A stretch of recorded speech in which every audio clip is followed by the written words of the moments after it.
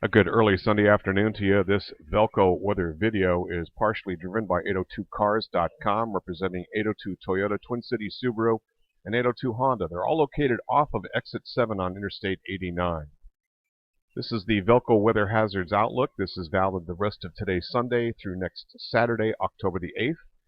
We have the old upper-level low that continues to bring light rain showers and areas of drizzle, with a small risk for some embedded thunderstorms across central and southern Vermont Monday afternoon. Great project weather will move in as high pressure develops and builds across the region. This will happen mid to late week. Matthew, now a Category 4 hurricane, to be monitored as a tropical threat, but it's much too soon for decision making. Utilities should closely monitor future updates for twists and turns.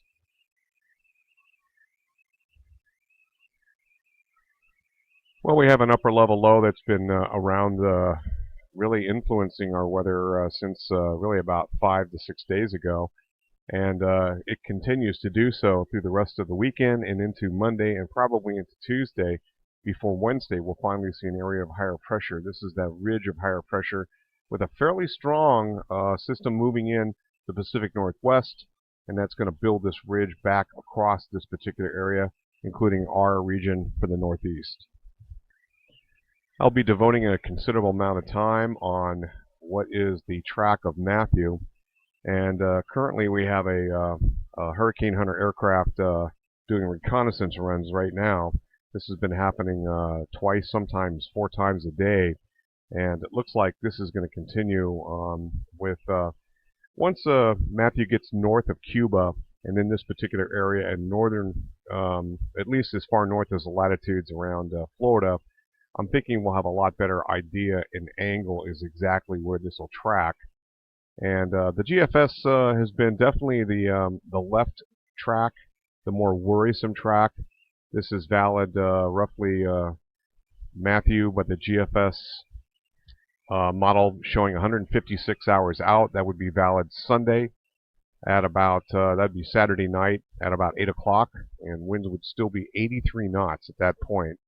I'm discounting that at this time, but it's something we'll have to, we can't really close the door on. But the general thoughts are that the track will be more like this, and I'll be showing you a considerable amount of information on that coming soon.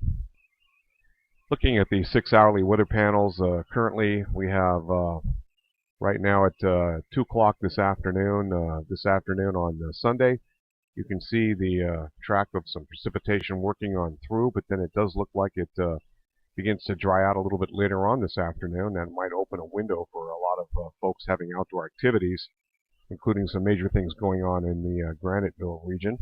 Now we're looking at the showers continuing to plague us here right into Monday afternoon and looks like even into Monday evening before a lot of the shower activity begins to die off. There's still a few showers left over on Tuesday, however. Can't roll out a few showers then, but high pressure is in the process of building in. And this is going to be a major player for us with the track of Hurricane Matthew.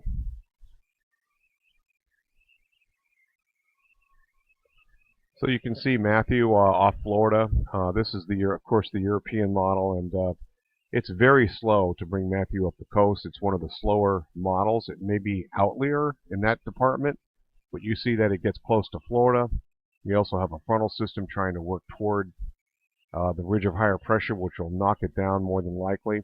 And you can see Matthew starting to rotate its precipitation on its northern flank, and eventually that'll be on its western flank, as they typically are as they pass into New England.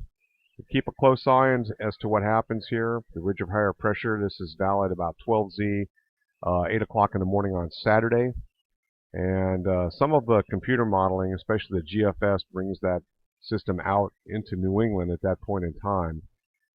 Looking at the European model, it doesn't agree with that at all, but you can see what the trends are here with a slow right turn and out to sea.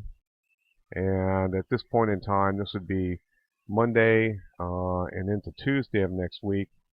So a lot slower solution here for the European model. It may be outlier in this particular position, but this is about as close as it gets to Vermont. Here's a quick look at the accumulated total precipitation. for the next 7 days. And you can see this is the effects of Matthew going up the eastern seaboard. And for us, we're looking at anywhere from about a ½ inch to about an inch. Right now, it looks like that's probably going to be lower in general. Changing to temperature, we're going to be running anywhere from 3 to perhaps a little over 6 degrees above normal. That's for the next 5-day maximum temperatures. And then you see 12 degrees above normal for this time of year. And temperatures warm into the 70s, it looks like, as we get into the mid to late part of next week. This is the Gfs Ensemble, and it has been much more robust with a track of Matthew affecting us here along about the 8th or 9th of October. And you can see its general rainfall, inches here on the left.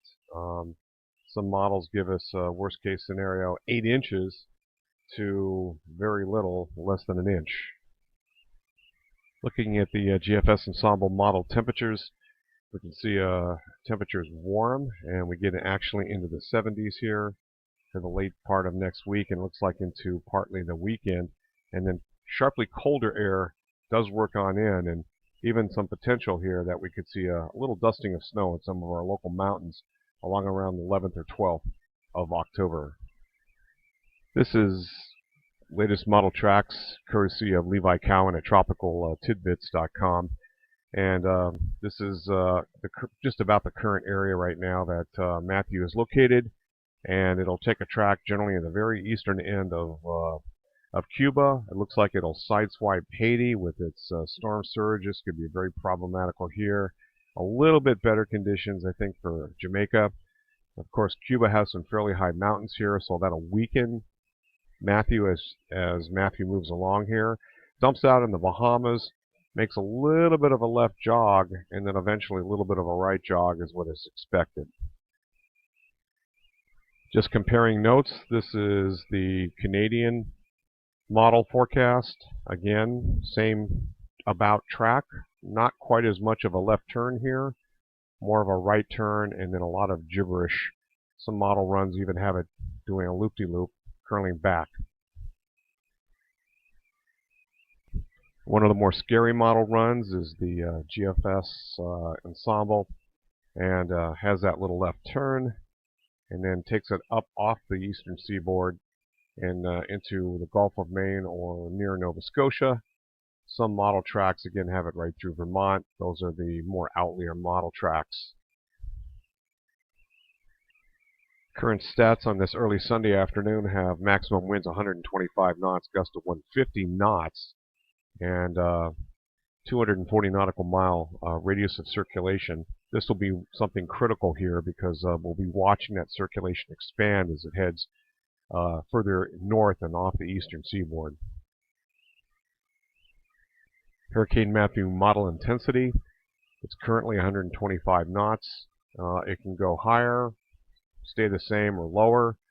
I do see a cluster here of something increasing and then falling down just a bit. But the official takes it down below Category 3 to Category 2, probably after it encounters a considerable amount of the Cuban mountains and the mountains of Hispaniola in its circulation, weakening it some as it dumps out into the Bahamas. So you can see just how far south the hurricane is really just a little bit north of Colombia, and it has a long ways to go to even get in the latitude of Florida. And at this point in time, this is something we'll be monitoring very closely, but at the same time, or would not make any decisions until Matthew gets into about the same latitude as Florida. At that point in time, we have no mountains to encounter, no areas of land to worry about, and we can start to pinpoint a better track for us, and we'll still have several days ahead. That's it from here, Roger Hill, Wuthering Heights.